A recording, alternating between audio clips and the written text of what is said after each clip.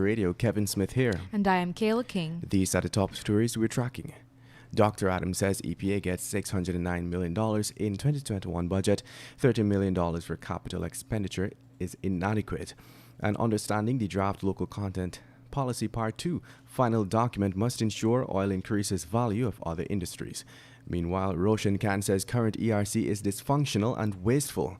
Lagrange murder mastermind recaptured, was active on social media while on the run, and separate PIs for Henry Boy's alleged killers. Stay tuned to stay informed.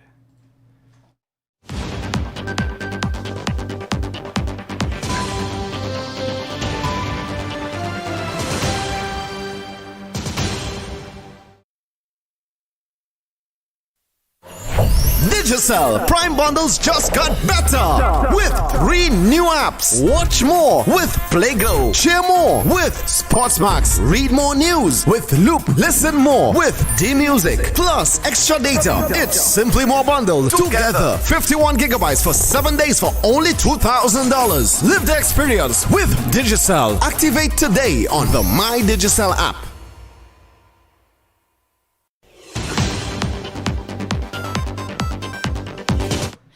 And now for the news in detail.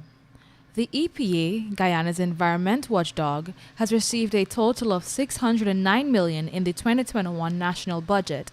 However, Dr. Vincent Adams, the former head of the agency, says the capital allocation in that sum is not enough. Adams explained that the total sum is merely 58% of the EPA's $1.1 billion request for 2020. He went on to express, however, his displeasure in the $30 million allocation for the capital expenditure for the agency. This sum, he explained, is inadequate as the EPA does not possess the most basic operating equipment. Dr. Adams recommended that the budget be considerably increased based on the estimated needs outlined by the agency. Today, continue with part 2 of its initiative of Kaieteur Radio and Kaieteur News, which seeks to provide the public with a simplified understanding of the draft local content policy that is currently undergoing a month-long consultation process led by the government. Important is the aim of ensuring the policy seeks to ensure value extends beyond the oil sector. In this regard, one needs to examine as a whole the forward, lateral, and backward linkages that are possible. According to the draft document, backward linkages are those created by the commercial relations between oil operators and their supply chains, which include the transfer of technology and know-how, employment of nationals, and sourcing local goods and services. In other news, Commissioner of the Ethnic Relations Commission, Roshan Khan, has recently come to the fore to express his displeasure with its current state, saying that it is dysfunctional and wasteful. Khan stated that recent events occurring with the ERC contradict its mission and purpose to serve and unite the Guyanese people. Budget estimates indicate that the ERC would have received over $900 million in budgetary allocations over the last 7 years, leaving questions as to how much of that sum was put to use in the interest of the Guyanese people. Of that $900 million in budgetary allocations, approximately $130 million was the yearly average. And moving on, it took place nearly 3 months to successfully recapture the alleged mastermind in the murder of Lagrange businesswoman Bibi Ramjit. But Janki Tapsi was recaptured on Wednesday in Suriname by the Surinamese lawmen. She was subsequently handed over for a second time to the Guyana police force, who took her into custody as investigations continue. Even as the hunt was on to recapture her, we had received reports that Tapsi was seen active on Facebook. And now let's tell you the prosecution is expected to conduct 2 separate preliminary inquiries into the gruesome killing of the Henry boys. On Tuesday last, the 3 accused of the murder made another court appearance in the Blairmont Magistrates Court, Berbice, before Magistrate Peter Hugh. The men charged are 20-year-old Akash Singh, his stepbrother, 30-year-old Vinod Gopal, and 34-year-old Anil Sanchara. Attorney at law Dexter Todd has since gone on record as the legal representation for Gopal and Sanchara. Singh is still without legal representation. On that note, it is now 12 hours 6 and you are listening to Kaieteur Radio 99.1 and 99.5 FM. This is your news at noon. Kayla will tell you what is coming up after the break. Businessman who beat alcoholic with bat to be charged. National strategic plan needed to keep corruption at bay with oil funds, says Suriname oil boss. Handyman who grabbed goods as payment for outstanding wages sentenced to community service. Contractors want over $500 million to repair sea defense at Maikoni, and CH&PA on Habitat embarks on a new project to eliminate slums in formal settlements. Guyana, please join me on the Glenn Lal Show, 99.1, 99.5, Kaieteur Radio, every Monday, Wednesday and Friday, 7:20 p.m. and a rebroadcast of the next day at 11 a.m. just in case you missed that program.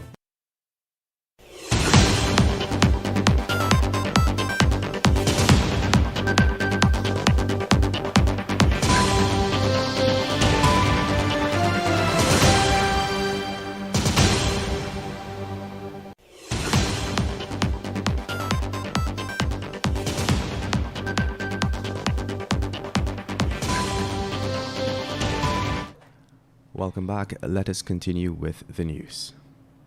An Annandale, East Coast Demerara businessman, 62-year-old Hari Prasad Bhagwandin, accused of beating an alcoholic with a bat for allegedly breaking a pipe in his yard, is expected to be charged soon. The alcoholic, 51-year-old Mohammed Khan, was beaten in the afternoon hours of February 10th at Bhagwandin's residence located on Marshall Street, Annandale. Mahindra Sunarayan said that the businessman was arrested a few days after the incident and subsequently released on $50,000 station bail as police await a medical to file the charges. Meanwhile, the oil and gas sector can be considered a double-edged sword. On one side, the sector can bring enormous wealth to a country and can sustain the economy for generations to come. On the other side, however, some unfavorable consequences like corruption, a form of dishonesty that the oil sector is most notorious for. With this in mind, Rudolph Elias, CEO and Managing Director of Suriname's state oil company Staatsolie, says that a national strategic plan on how the oil monies are spent plays a key role in keeping corruption at bay. Elias explained that it is important for the government to make budgets in advance and then strengthen the institutes where it will spend the budgets in the coming 5, 10 or 20 years. And moving on, a handyman on Wednesday landed in court after he was charged for stealing over $143,000 in goods from a man that he worked for as payment for outstanding wages. The defendant, 47-year-old Eon Moses, appeared in the Georgetown Magistrates Court before Chief Magistrate Ann McLennan. He pleaded guilty to the charge, which stated that between February 13, 2021 and February 14th at Alexander Street in Kitty, he stole baking items valued $143,000. That should be $143,800 in total property of Ethan Curtis. And now let's tell you, the National Procurement and Tender Administration Board on Tuesday opened 144 bids for several government ministries at their Ministry of Finance office on Main and Urquhart Streets. One notable project include the repairs to the sea defense between Manila and Baiguval, Maikoni Region 5. Get the full details in today's Kaieteur News. And moving on, the Central Housing and Planning Authority and the United Nations Human Settlements Program are moving ahead with plans to implement a new strategy aimed at eliminating slums and other informal types of housing settlements throughout the country. The CHNPA said that it has embarked on its first stakeholder consultation meeting under the Guyana Strategy for Informal Settlements, Upgrading and Prevention to craft and streamline a sustainable national action plan surrounding informal settlements to, inter alia, facilitate regularization of squatting settlements, relocation of others from zero-tolerance areas, and a reduction of impending informal settlements. Time progresses to 12 hours 10. It's now time for your COVID-19 update. The coronavirus cases are now at 110.9 million, whereas deaths are 2.4 million, and in the case of recoveries, 85.9 million. Locally, the Ministry of Health reported 25 new COVID-19 infections yesterday, which increases the case toll to 8,338. 7 patients are in the COVID-19 ICU, 14 in institutional quarantine, 45 in institutional isolation, and 468 in home isolation. Additionally, a total of 7,692, that should be 29 persons, have recovered to date, with 110 new recoveries recorded yesterday.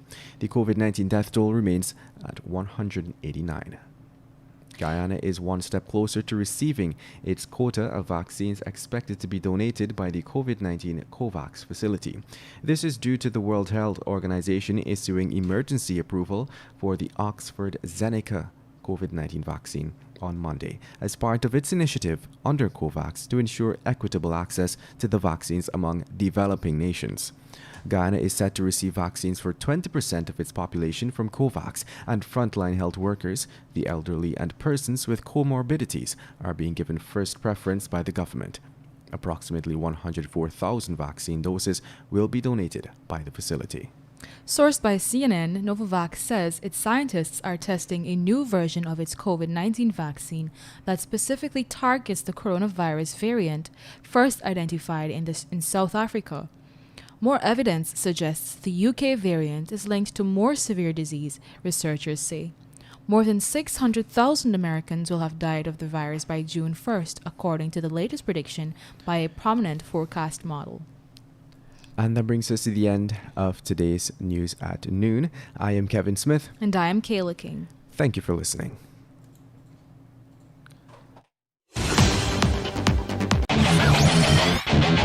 Want value for your advertising dollar? Then place your ads on Kaieteur Radio's Newscasts. Streamed live on 6 different mediums, reaching hundreds of thousands.